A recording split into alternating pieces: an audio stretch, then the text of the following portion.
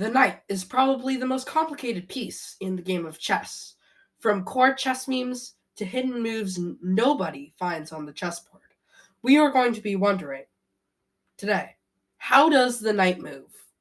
Well, it's a very simple answer. It moves in an L shape, right? In any direction. But L's can be in almost any size. So let's make it more specific. It can move two squares and one square to the side, or one square and two squares to the side. But chess isn't just knowing how the pieces moves. What are you, like 300 rated? No. It's actually about knowing the strategy. And like in the case of the knights, it can fork pieces. But we'll get back to that. So what strategies does the knight have? Well, of course, it's crucial for controlling the center, like pawns. The bishops do not have as much control because they are only one color, while the knights can move from one color to the next. But bishops are better in the endgames, said by some of the most influential chess players out there.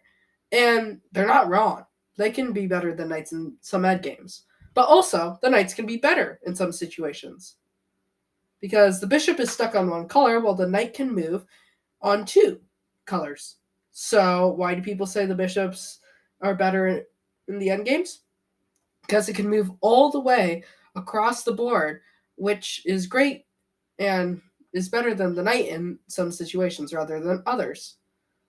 But in general, in the endgames, with the same amount of points and material, it's not going to come down to whether you have a bishop or a knight. It's going to come down to whose pawns are closer to which side of the board. So the knight is technically the best piece to capture the queen besides another queen. And why is this? Well, the queen moves like a bishop and a rook and combine together.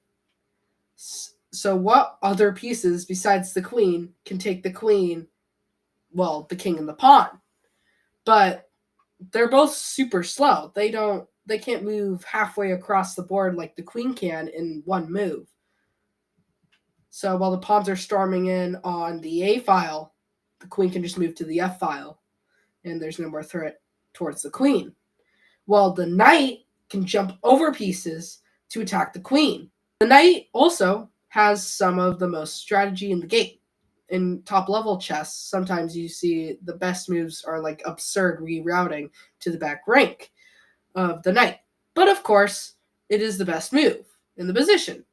So how is this? Well, it's just to move the knight into a better position in the future. Also, forking pieces is especially cool with the knight because the pieces can't take back, obviously, and they can't, and sometimes the pieces can't win back material when your knight is attacking another piece. There's one more thing that makes the knight probably the coolest piece. I'll give you two words: smothered mate. These are by far the most trickiest and coolest mates out there. And it brings joy to the people in the chess community when you can sacrifice your queen near the king on the edge of the board and deliver checkmate with a knight. That's all. Subscribe to be more brilliant. Bye.